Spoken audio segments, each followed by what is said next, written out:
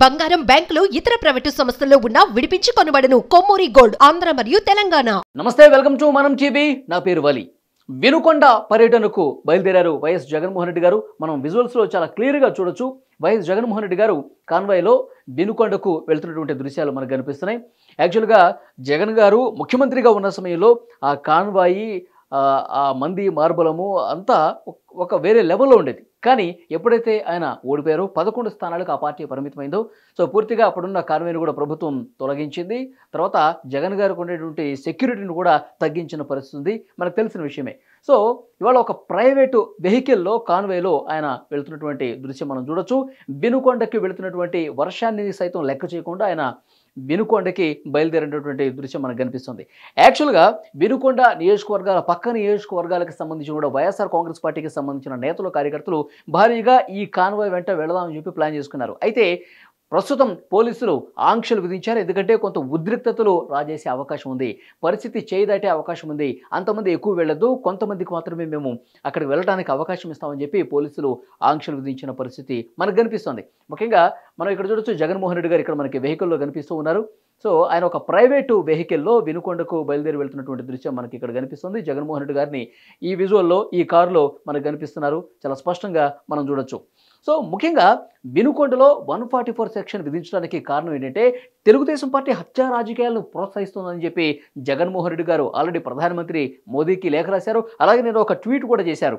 ఈ ప్రభుత్వం వచ్చిన దగ్గర నుంచి 31 మంది వైఎస్ఆర్సీపీ కార్యకర్తల్ని తుదముట్టించారు, చంపేశారు. 300 వైఎస్ఆర్సీపీ కుటుంబాలను కూడా దాడులు చేసిన పరిస్థితి. ఈ ప్రభుత్వం హత్యలు చేస్తోంది, పూర్తిగా హింసను ప్రేరేపిస్తుంది. గతంలో ఇలాంటి పరిస్థితి లేదని చెప్తున్నారు జగన్మోహన్ రెడ్డి గారు. కానీ ఒక వాస్తవ పరిస్థితులండి, హత్యా రాజకీయాలు చేసింది ఎవరు, హత్యను ప్రోత్సహించింది ఎవరు, హింసను ప్రేరేపించింది ఎవరు? ఈ విషయాలు ఒకసారి మనం గుర్తు చేసుకుంటే, జగన్మోహన్ రెడ్డి గారు మీ కుటుంబంలో, మీ సొంత కుటుంబంలో బాబాయి హత్య జరిగింది. ఆ హత్య కేసుకు సంబంధించి మీ చెల్లెళ్ళే పోరాటం చేస్తున్నారు.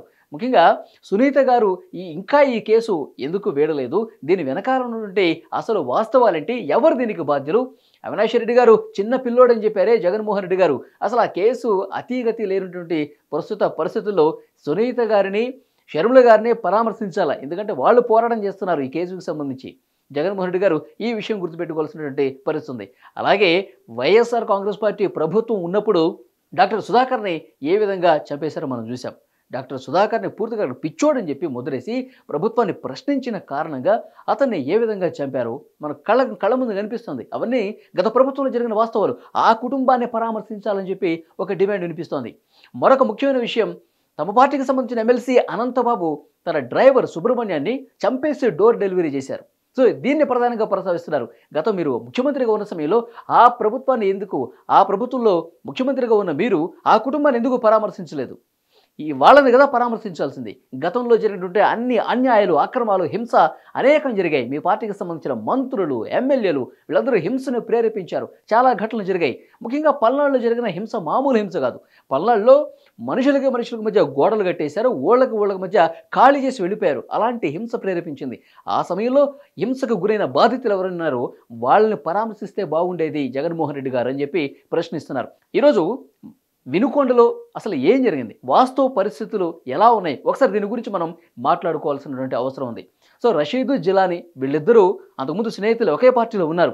వాళ్ళ మధ్య వ్యక్తిగత కక్షల కారణంగా గొడవలు జరిగినాయి 2 సంవత్సరాల క్రితం. సో వాళ్ళు ఒక దగ్గర 2 గ్రూపులుగా విడిపోయి కొట్టుకున్నారు. పాత కక్షలు ఉన్నాయి. సో ఆ కేసులో రషీదు జిలానీని జైలుకు కూడా పంపించాడంట. ఆ తర్వాత ఇంటికి వచ్చి రషీదు ఆ సమయంలో ఉన్నటువంటి కొంతమంది వైఎస్ఆర్ కాంగ్రెస్ పార్టీ నాయకులు, అక్కడ లోకల్ లీడర్స్ అండ చూసుకొని రషీదు చెలరేగిపోయాడు. ఇంటికి వచ్చి జిలానీ బ్రదర్ని, జిలానీ కుటుంబ సభ్యుల మీద దాడి చేసి తన వాహనాన్ని కూడా దగ్ధం చేశాడంట, నిప్పు పెట్టి కాల్ చేశాడంట. సో ఇది గతంలో ఉన్నటువంటి వ్యక్తిగత కక్షలు. సో దాన్ని మనసులో పెట్టుకుని కాపు కాసి మరి రషీద్ అనే వ్యక్తిని పాత కక్షల కారణంగా, కేవలం వ్యక్తిగత కక్షలు, దీంతో రాజకీయాలకు ఎలాంటి సంబంధం లేదని చెప్పి వార్తలు వస్తూ ఉన్నాయి. దీని మీద ఇంకా క్షుణ్ణంగా దర్యాప్తు జరుగుతోంది. అయితే ఆ వ్యక్తిగత కక్షల నేపథ్యంలో జరిగినటువంటి ఈ దాడుల్ని పార్టీకి అంటగట్టేసి ఇది తెలుగుదేశం పార్టీయే చేసింది, తెలుగుదేశం పార్టీ హత్య రాజకీయాలు చేస్తుందని జగన్మోహన్ రెడ్డి గారు ట్వీట్ చేయడం, ప్రధానమంత్రిగా లేఖ రాయడం, ఇవన్నీ చూస్తుంటే కనుక హత్య రాజకీయాలను ఎవరు ప్రోత్సహిస్తున్నారు, శవ రాజకీయాలను ఎవరు ప్రోత్సహిస్తున్నారు, ఇది కళ్ళ ముందు మనకు కనిపిస్తున్నటువంటి విషయం. జగన్మోహన్ రెడ్డి గారు ఈరోజు ఆగమేఘాల మీద వినుకొండకి సూపర్ స్పీడ్లో వెళ్తున్నారు. సో అక్కడికి వెళ్ళి ఏం చెప్పదలుచుకున్నారు, అక్కడ మరింత ఉద్రిక్తతలు రాజేయడానికి ఇదో కారణం కదా.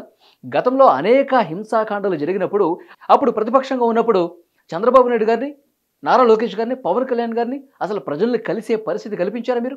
ఎక్కడికక్కడ అడ్డుకున్నారు. ఉద్రిక్తతలు తలెత్తాయి, శాంతి భద్రతలకు ఇబ్బంది కలుగుతుందని చెప్పి ఏం చేశారు? అప్పుడు అందరినీ కూడా ఎక్కడికక్కడ అడ్డుకున్న పరిస్థితి ఉంది కదా. జగన్మోహన్ రెడ్డి గారు దీనికి సమాధానం చెప్పాలి మీరు. కానీ ఇప్పుడు జరుగుతున్నది ఏంటి? మీరు స్వేచ్ఛగా అక్కడ 144 సెక్షన్ విధించి ఎక్కడ ఎలాంటి శాంతి భద్రతలకు విఘాతం కలగకుండా మీ పని మీరు చేసుకోవడానికి అవకాశం కల్పిస్తుంది ప్రస్తుత ప్రభుత్వం. మీరు రాజకీయం చేయడానికి వెళ్తున్నారు, మీరు శాంతి భద్రతలు విఘాతం కలిగించడానికి వెళ్తున్నారు, అక్కడ ఉద్రిక్తతలు పెంచడానికి వెళ్తున్నారు.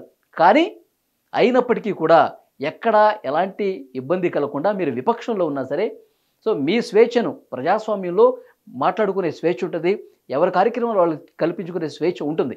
ఈ ప్రభుత్వం మీకు ఆ స్వేచ్ఛ కల్పిస్తుంది. కానీ జగన్మోహన్ రెడ్డి గారు గతంలో మీరు ఆ రకంగా ప్రతిపక్షాలను అణిచివేయకుండా చేస్తే బాగుండేది. గతంలో ఇబ్బందులు పడ్డ వాళ్ళు ఎవరైతే ఉన్నారో, గతంలో బాధితులుగా ఉన్న వాళ్ళు ఎవరైతే ఉన్నారో వాళ్ళ పట్ల మీరు మంచిగా ప్రవర్తించుంటే బాగుండేది. సో వాళ్ళ సమస్యలు వినుంటే బాగుండేది, వాళ్ళని పరామర్శించితే బాగుండేది. కానీ ఈరోజు కేవలం మీరు ప్రతిపక్షం కూడా లేదనుకోండి, విపక్షంలో ఉన్నారు కాబట్టి ప్రభుత్వం మీద బురద జల్లటం కోసం ఈ హత్యా రాజకీయాలన్నీ ఒక పార్టీకి అంటగట్టాలన్న దురుద్దేశంతో వెళుతున్నారని చెప్పి ఇప్పుడు కూటమికి సంబంధించిన నాయకులు మాట్లాడాల్సిన పరిస్థితి వచ్చింది. సో వినుకోటకు వెళ్తున్నారు. సో వెళ్ళిన తర్వాత కుటుంబాన్ని పరామర్శిస్తారు. పరామర్శించిన తర్వాత ఎలాంటి వ్యాఖ్యలు చేస్తారు, దీని మీద ఏ విధంగా రాజకీయం చేసేలా మాట్లాడతారో కూడా చూడాల్సిన అవసరం ఉందని చెప్పి ఇప్పుడు ప్రభుత్వంలో ఉన్నటువంటి నాయకులు మాట్లాడుతున్న పరిస్థితి కనిపిస్తోంది.